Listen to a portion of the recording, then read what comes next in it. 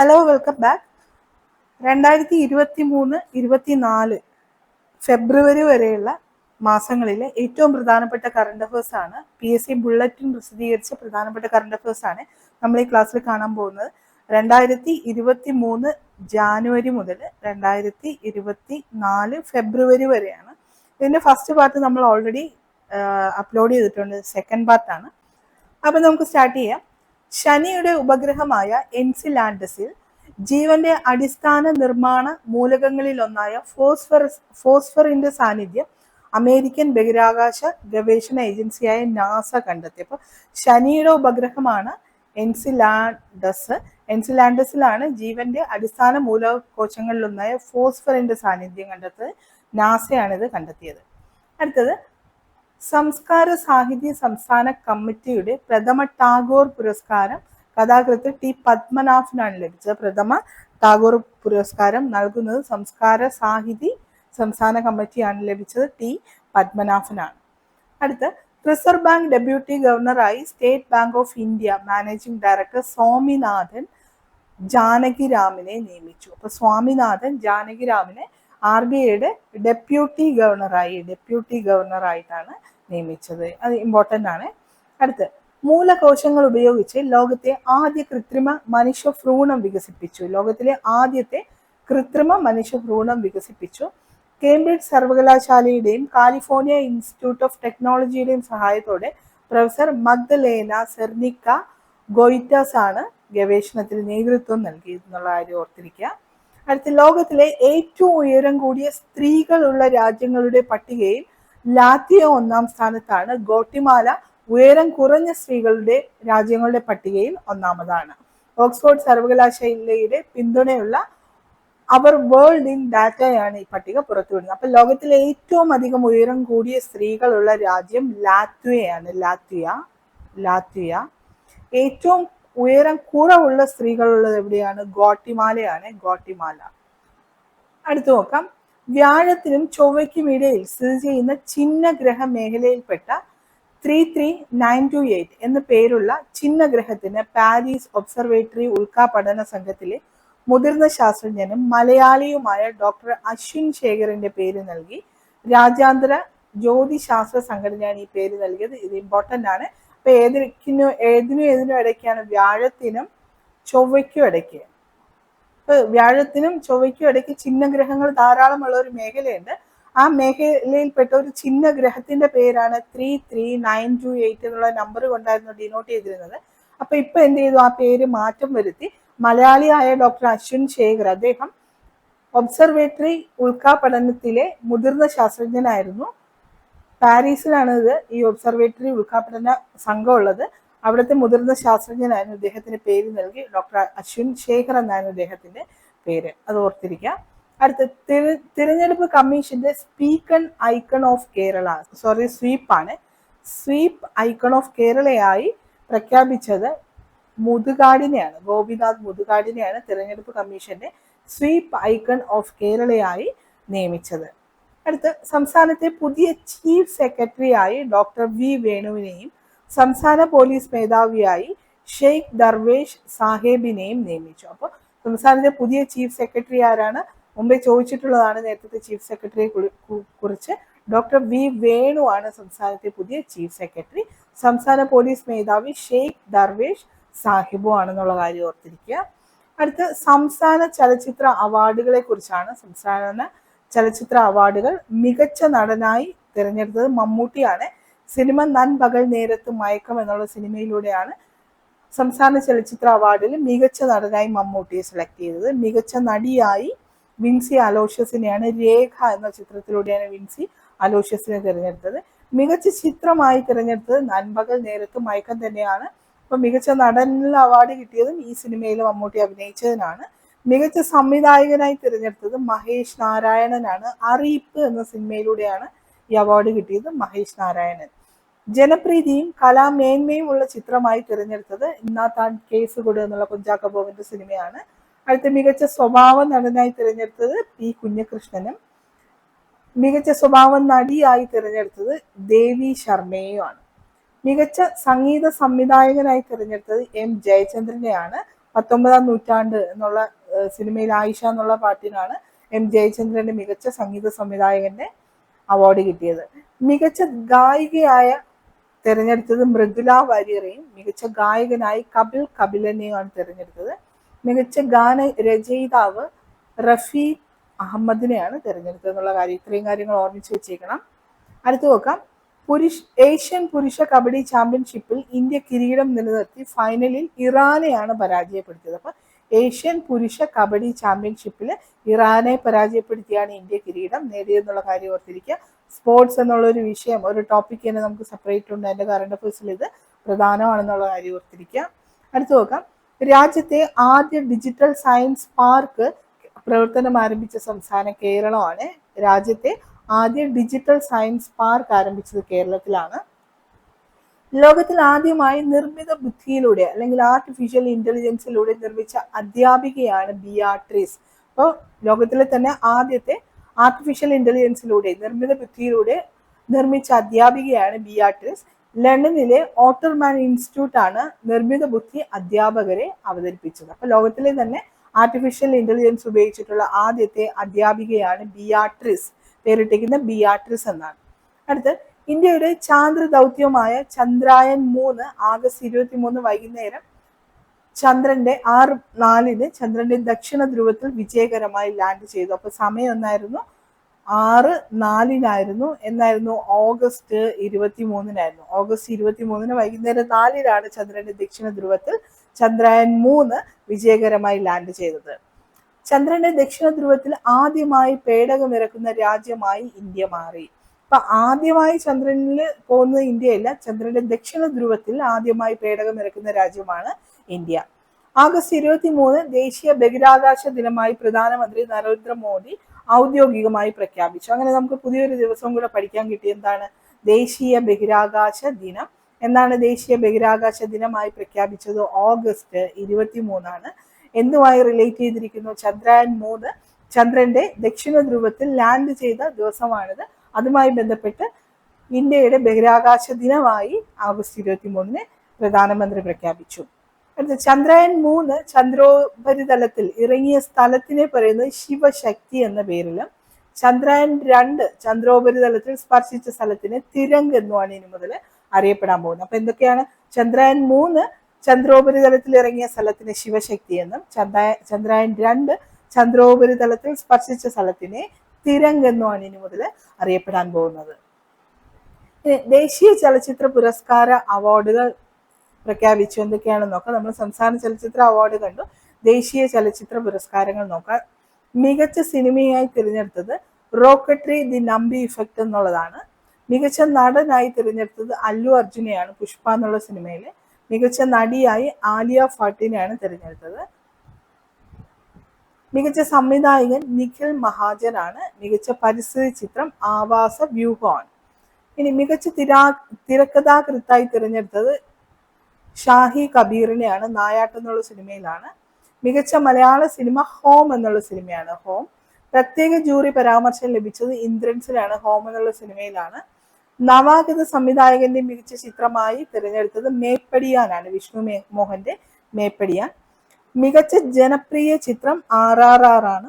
ദേശീയ ഗ്രന്ഥന ചിത്രത്തിനുള്ള നർഗീസ് ദത്ത് പുരസ്കാരം ലഭിച്ചത് ദ കാശ്മീർ ഫയൽസ് എന്നുള്ള സിനിമയ്ക്ക് എന്നുള്ള കാര്യം ഓർത്തിരിക്കുക. അപ്പൊ റിപ്പീറ്റ് ചെയ്ത് പറയുന്നില്ല, വേണമെങ്കിൽ ബാക്ക് അടിച്ച് കേട്ടാൽ മതി.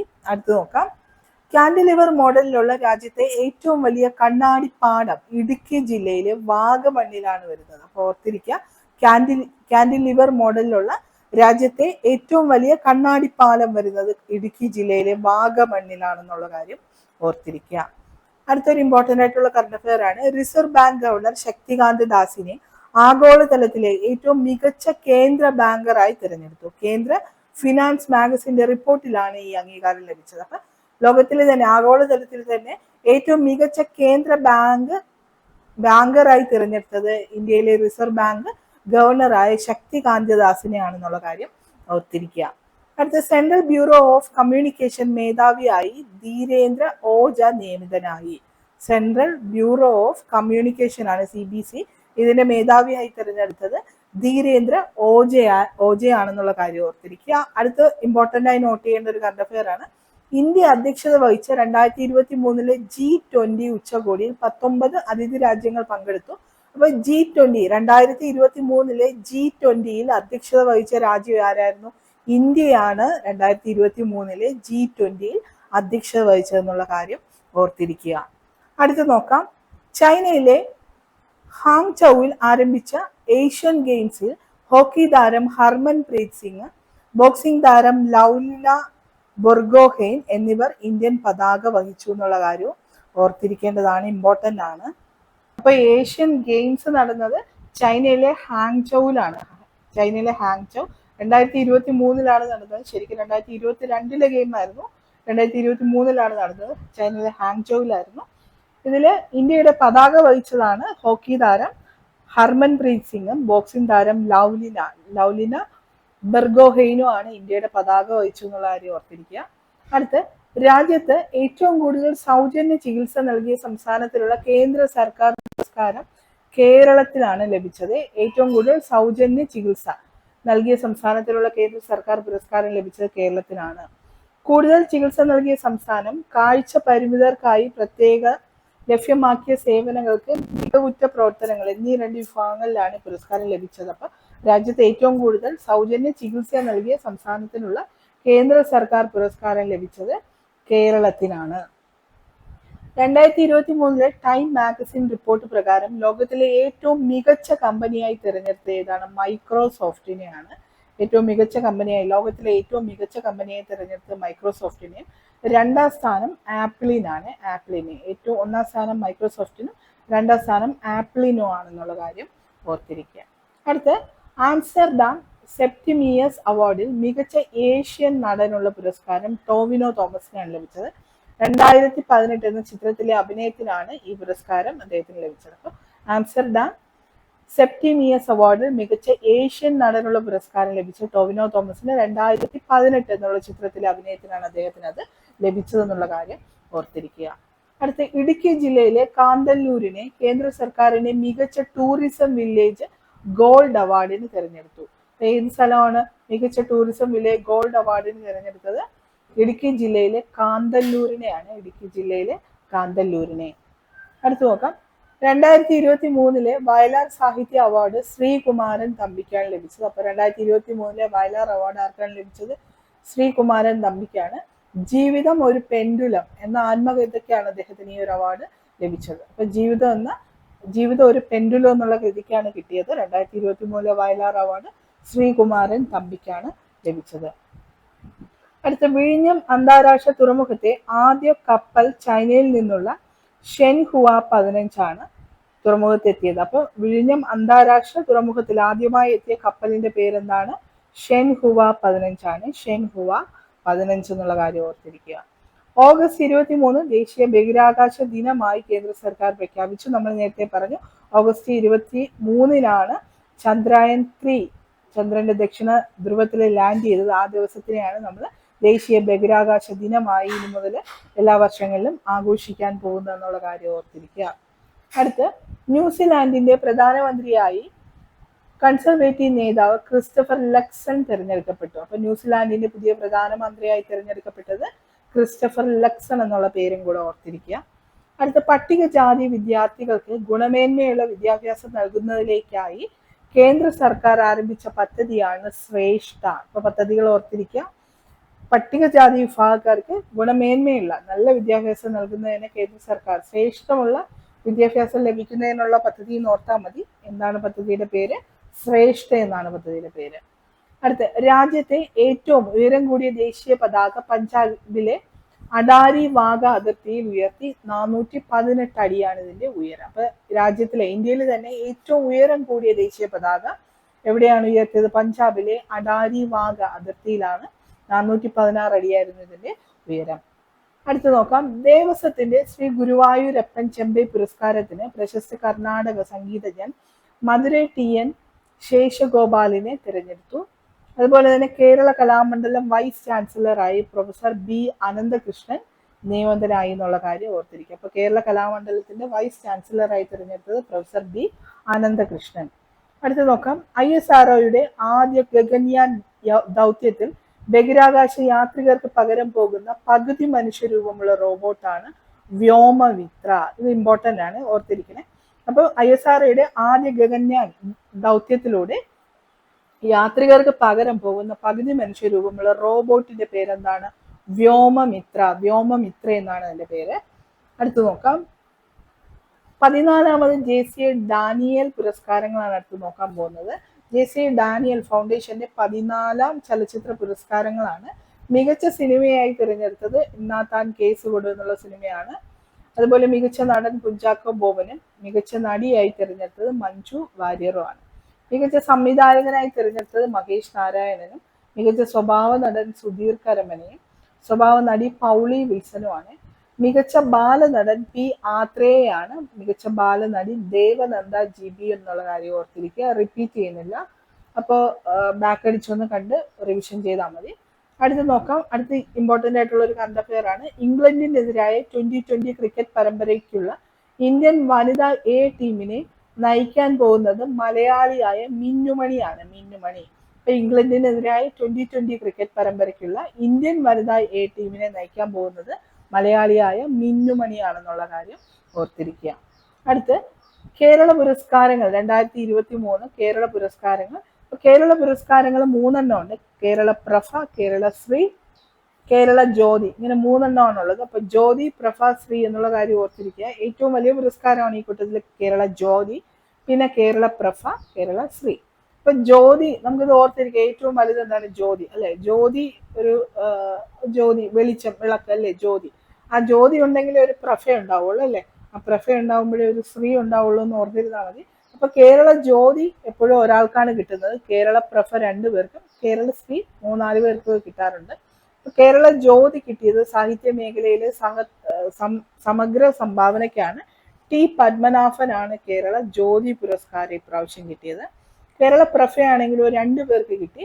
സാമൂഹ്യ സേവനം, സിവിൽ സർവീസ് മേഖലയിലെ സമഗ്ര സംഭാവനകൾക്കാണ് കേരള പ്രഭ നൽകുന്നത്. ആർക്കൊക്കെയാണ് 2 പേർക്ക് കിട്ടിയത്? ഒന്ന് ജസ്റ്റിസ് റിട്ടയർ M. ഫാത്തിമ ബീവിക്കാണ്. പിന്നൊന്ന് സൂര്യകൃഷ്ണമൂർത്തി കലാമേഖലയിലെ സമഗ്ര സംഭാവനയ്ക്കാണ് അദ്ദേഹത്തിന് കിട്ടിയത്. അപ്പോൾ 2 പേർക്ക്, ഒന്ന് ജസ്റ്റിസ് M. ഫാത്തിമ ബീവിക്കും, രണ്ടാമത് സൂര്യകൃഷ്ണമൂർത്തിക്കും എന്നുള്ള കാര്യം ഓർത്തിരിക്കുക. ഇനി കേരള ശ്രീ 3ാമത്തെ പുരസ്കാരം, കേരള പുരസ്കാരങ്ങളിലെ 3ാമത്തെ പുരസ്കാരമാണ് കേരള ശ്രീ. അത് ആർക്കൊക്കെയാണ് കിട്ടിയത്? ഒന്ന് പുനലൂർ സോമരാജനാണ്. പുനലൂർ സോമരാജന് സാമൂഹ്യ സേവന മേഖലയ്ക്കാണ് പുനലൂർ സോമരാജന് കിട്ടിയത്. രണ്ടാമത്തത് doctor VP ഗംഗാധരനാണ്. Doctor VP Gangadharan ആരോഗ്യ മേഖലയിലാണ് കിട്ടിയത്. ഡോക്ടർ എന്നുള്ളതുകൊണ്ട് നമുക്ക് അത് കണ്ടുപിടിക്കാൻ പറ്റും. മൂന്നാമത്തത് രവി DC ആണ്. വ്യവസായ വാണിജ്യ മേഖലയിലാണ് മൂന്നാമത്തെ രവി DCക്ക് കിട്ടിയത്. അടുത്ത സിവിൽ സർവീസ് മേഖലയിലെ KM ചന്ദ്രശേഖരനും കലാ സംഗീതം ഈ മേഖലയിൽ രമേശ് നാരായണൻ, ഇത്രയും പേർക്കാണ് കേരള പുരസ്കാരങ്ങൾ കിട്ടിയത്. നമ്മൾ സംസ്ഥാന ചലച്ചിത്ര പുരസ്കാരം കണ്ടു, ദേശീയ ചലച്ചിത്ര പുരസ്കാരം കണ്ടു, ഇപ്പൊ കണ്ടത് കേരള പുരസ്കാരങ്ങളാണ്. അപ്പോൾ ഇത് വീണ്ടും ഒന്ന് റിപ്പീറ്റ് ചെയ്ത് നോക്കി പഠിക്കുക. അടുത്ത് നോക്കാം. P. ഗോവിന്ദപിള്ളയുടെ സ്മരണാർത്ഥം നൽകുന്ന 3ാമത് PG സംസ്കൃതി പുരസ്കാരം ലഭിച്ചത് അരുന്ധതി റോയിക്കാണ്. അപ്പൊ അരുന്ധതി റോയിക്കാണ് P. ഗോവിന്ദപിള്ളയുടെ സ്മരണാർത്ഥം നൽകുന്ന 3ാമത് PG സംസ്കൃതി പുരസ്കാരം ലഭിച്ചെന്നുള്ള കാര്യം ഓർത്തിരിക്കുക. അടുത്തത് ഒരു ഇമ്പോർട്ടൻ്റ് ആയിട്ടുള്ള കറണ്ട് അഫെയർ ആണ്. ചെസ് ഗ്രാൻഡ് മാസ്റ്റർ പദവിയിലെത്തുന്ന ഇന്ത്യയിലെ 3ാമത്തെ വനിതയായി R. വൈശാലി തിരഞ്ഞെടുക്കപ്പെട്ടു. R. വൈശാലി ആരാണ്? R. പ്രഖ്യാനന്ദയുടെ സഹോദരിയാണ് വൈശാലി. അപ്പൊ ചെസ് ഗ്രാൻഡ് മാസ്റ്റർ പദവിയിലെത്തുന്ന 3ാമത്തെ ഇന്ത്യൻ വനിതയാണ് R. വൈശാലി. അപ്പൊ പ്രഖ്യാനന്ദയെ നമുക്കറിയാം, പ്രജ്ഞാനന്ദയുടെ സഹോദരിയാണ് R. വൈശാലി.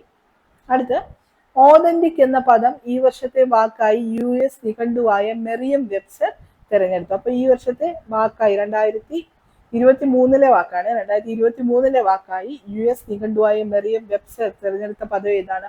ഓതന്റിക് എന്ന പദമാണ്. ഓതന്റിക് എന്ന പദം. അടുത്ത് മലയാളി ശാസ്ത്രജ്ഞയായ VR ലളിതാംബികയ്ക്ക് ഫ്രഞ്ച് സർക്കാരിന്റെ പരമോന്നത സിവിലിയൻ ബഹുമതിയായ ഷെവലിയർ ലീജിയൻ ദ ഹോണർ ലഭിച്ചു എന്നുള്ള കാര്യം ഓർക്കുക. അപ്പൊ ഷെവലിയർ ലീജിയൻ ദ ഹോണർ ലഭിച്ചത് ആർക്കാണ്? മലയാളി ശാസ്ത്രജ്ഞയായ VR ലളിതാംബികയ്ക്കാണ്. ഇത് നൽകുന്നത് ഫ്രഞ്ച് സർക്കാരാണ്.